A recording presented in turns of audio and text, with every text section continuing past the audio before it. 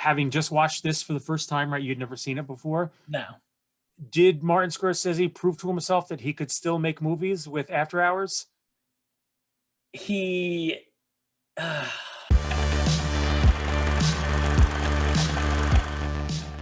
Well, Tig, Eric?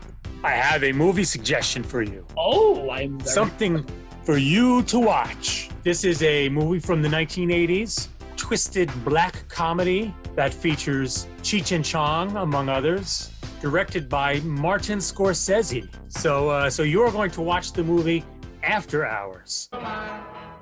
So I haven't got enough money to get home until I meet this bartender who wanted to lend me the money. That's all right, forget it. On the cab on the way down here, all my money flew out the window. Now this part, you're gonna say, oh, you're lying to me, don't lie to me, but it's true. So you are going to watch that, and then you're going to report back to me and give a full movie report. We will have a bright and lively discussion where we will engage in witty banter and conversation. That sounds good. I'll go check it out, and I'll report back to you. Is everybody happy? Then let's go. It's showtime. All right, I'm about to sit down and watch After Hours. Got myself some tasty almonds and some rice cakes because I'm trying to eat better and not blow up like a balloon over the winter. Maybe some peanuts. See you in about an hour and a half.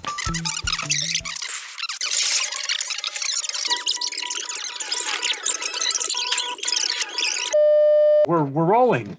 Yes. You have completed your journey through After Hours, the 1985 Martin Scorsese picture. It's a little bit offbeat for his catalog because this is more of a sort of a black comedy. It's a little bit zany, which I'm sure Tig will go into. And just for a little bit of context, he did this during a downturn in his career. He had a big critical success with Taxi Driver in 1976, and then in 1977 he had this really big, ambitious musical called New York, New York, which was an absolute and utter complete bomb.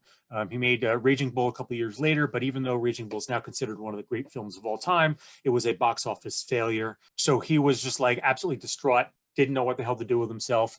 And this script for this small little indie picture, he and the script collided. And he's like, the way he describes it is, I wanted to prove to myself that I could still make movies. So I guess then I would throw at you, having just watched this for the first time, right? You'd never seen it before. No. Did Martin Scorsese prove to himself that he could still make movies with After Hours? He... You don't have to like it. No, I'm not going to say... I was going to say, I'm glad you just explained what place he was in at the time of making this, because I didn't like the movie. That's really hard for me to say because just like everybody, I like Martin Scorsese. So it's like watching this, at first I wasn't sure if I just didn't like it because I was expecting like, oh, it's going to be like the funny parts with Goodfellas, like that kind of thing. Oh yeah, it's nothing like that at all. No, it was literally, as it went on, it became more and more of an 80s zany comedy. Lighten up! What is this? Definitely, if you were going into it expecting something that was Scorsese-ish, or at least the what people expect from Scorsese, you definitely don't get that. It is a zany fever dream of wackiness. I like that. Do you? Yeah, very much. And it doesn't start out like that. It's just very uneasy because you don't know what's going on. That like underlying feeling he can make you feel that something terrible is going to happen soon. Right. The beginning is like that. I'm going to ask you to wait here just one more minute, I promise. All right.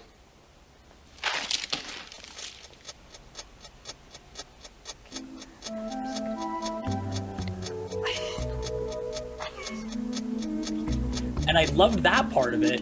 Halfway through the movie, it turned and it stopped being that, and then it became he's being chased around the city by a mob. Right. Who thinks that's kind of the what I love about it is, right, when he takes that cab ride in the beginning, when he decides, you know what, I'm attracted to this woman, screw it, I'm gonna go and I'm gonna see her. And he takes that absolutely wild cab ride, which, the cab ride is it's almost as if it was teleporting him to a different world, like a different universe. The interactions start off kind of normal but strange and a little off, But the further and the deeper he gets into the night, the more bizarre everything becomes, because these people are just like increasingly twisted, and the connections between them and the coincidences pile one on top of the other until it's like this guy is in this mess that he can't get himself out of. It was like a gritty New York City 80s Wizard of Oz.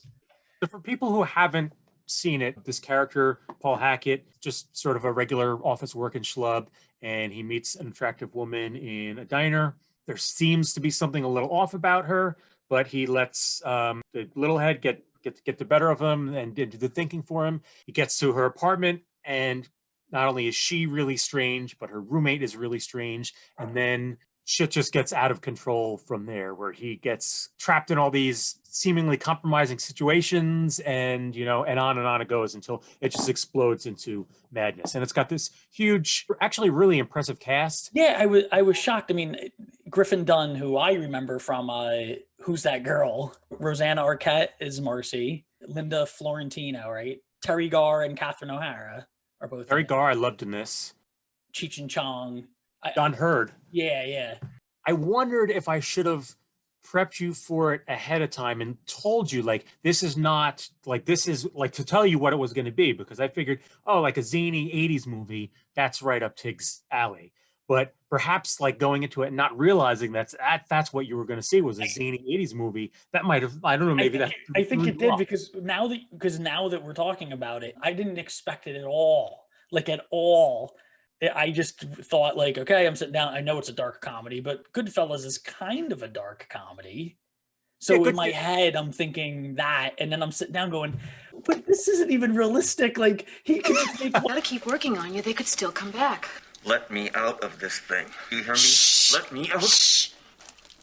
Yeah. Oh, absolutely. It's just complete, no question about it. That's exactly what it is. In the beginning, he's just having these uncomfortable interactions with people, but then by the end it's he's being chased by mobs through the streets, and there's ice cream truck drivers who are riling up mobs against him, and it gets pretty insane. What do you want from me?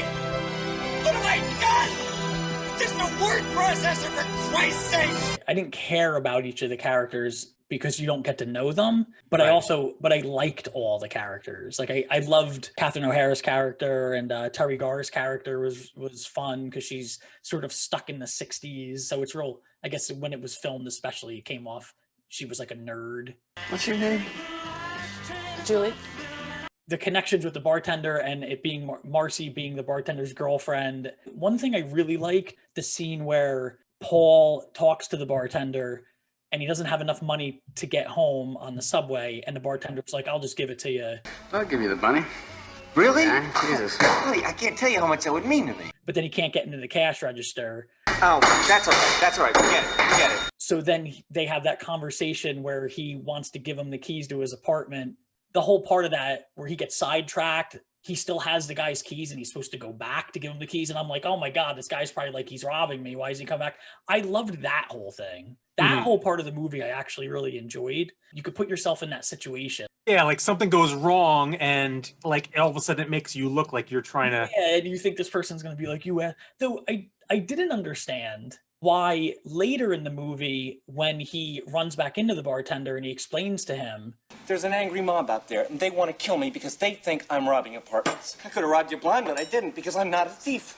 Why the bartender eventually ends up going out and telling the people chasing him, thinking he's the robber, that he is the robber. I think he just didn't believe him. Paul's story kind of doesn't really add up, even though because we can see his point of view. We understand that he's just caught in these odd circumstances. From everyone else's point of view, he really is doing the robberies, and he's, he was involved in Marcy's death. He's always in the wrong place at the wrong time, and the connections are always falling into place in bad ways. The whole sequence, both scenes in Marcy's apartment, are super uncomfortable because there's some really dark undercurrents to that.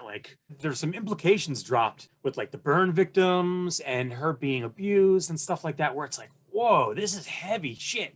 Near the beginning, when he first gets to her apartment, there's a shot where the keys get dropped down to him. You see him trying to catch the keys, and he has this split second moment where he's now maybe I don't want these keys. And there's this sort of theory that that is the focal point. That's the key. Like that's the turning point of the movie is his decision of whether or not to take those keys. And once he does, he's basically stepping into a dark wonderland. He's encountering these strange old singers in basements who are who are casting these plaster of Paris sculptures, and he's getting chased around the city by ice cream truck drivers and mobs of angry people. And Cheech and Chong are like bouncing around the city, robbing things. Hey, where'd you get that? And it's just one thing on top of another on top of another. I love it. I think it's one of his like sort of overlooked, I wouldn't call it an overlooked masterpiece, but it's one of these little things where it's like when people talk about Scorsese's work, After Hours rarely comes up, potentially in part because it's not what people expect when you think of his work. No, definitely not. It's completely different than just about anything else he's ever done. I love the writing. I love the haziness of it, the sort of the increasing manicness of it, and the fact that the deeper and deeper into this night that Paul gets, the deeper in the hole he is. Like he just can't get out of that neighborhood. By the time you get to the end, there's so many connections, like your head is kind of spinning. Yeah, the way everything was connected was cool. The thing is, though, you don't know how much of it is real and how much of it isn't, especially the stuff surrounding Marcy, because she talks about some really dark things, and it's unclear how much of that is truthful, how much of that's in her head, or she's just making it up. I still don't understand the burn. The implication is that somebody burned her or something. Right. And she goes to the doctor, and there's the cream that she has. Right. Yeah. And she's got like the books with the horrific photos. And that's a funny scene too, because this is terrible. That scene where she dies, he goes to look where he thought there was a burn on her leg, and he sees it kind of peeking out, and he's like, yeah, she's dead, but I kind of need to know. So he starts moving it away, and it's just a tattoo, and he pulls basically like the blanket all the way off, so you can see most of her. There's nothing wrong with her. And there's the references by Kiki about being burnt, like, oh, some people have worse scars. I know it's probably metaphorically, like emotional scars. The picture is kind of getting into this idea that all these people who look normal on the surface aren't, and there's something broken inside them. Well, you've got Kiki, who looks like, looks like she could be on the top of a Mad Max car holding a chainsaw shotgun, is like pretty like stable, and she's just, yeah, like sometimes life sucks, but you do what you need to, and you move on. The farther towards the end it got, the zanier it became. It doesn't go where you expect it. It's a zany 80s comedy through the lens of like Martin Scorsese. I've got 97 cents. No. Would you just give me a break? I really just want to go home. I could lose my job. Well, who would know exactly? I could go to a party, get drunk, talk to someone. Can I help you? Yeah, I wanted to take the express, and that was a local. Yeah, so I was trying to see through my notes if I don't think I missed anything. The overflowing toilet in Tom's apartment made me laugh.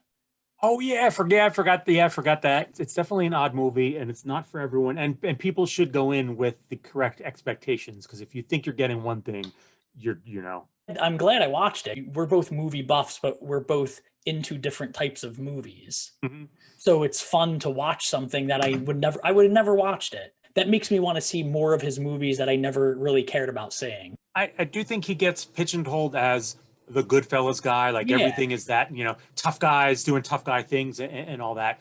But that actually only makes up like maybe half of his output. I'm more open to checking out some of his stuff that I never would have really cared or thought about checking out. I think that's terrific, and I'm glad we had like regardless of whether or not you enjoyed it, I feel like we had a good discussion about it. So that's the important part. So people who were watching this, check out our next episode, because it's going to be on Brewster's Millions. I'll be the one watching, and we'll have a nice little discussion. Indeed. Make sure to like and maybe even subscribe to the channel if you want to watch more of this stuff and all the other stuff that we happen to do constantly. And we have a Patreon at Nerd Out With Me. You can get these videos early or even bonus videos. If there's any Scorsese fans who are dropping in on this, check through our video log, because I do. On Raging Bull a couple months ago, and I'm the author of the films of Martin Scorsese, Gangsters, Greed, and Guilt, which is available now by Rowman and Littlefield, available in better bookstores, as well as on Amazon and Barnes & Noble and Books A Million and all the other good stuff. It's in hardcover and ebook, and you should get it, because you should get it. Books are cool. Yay! I've been Eric. I was Tig.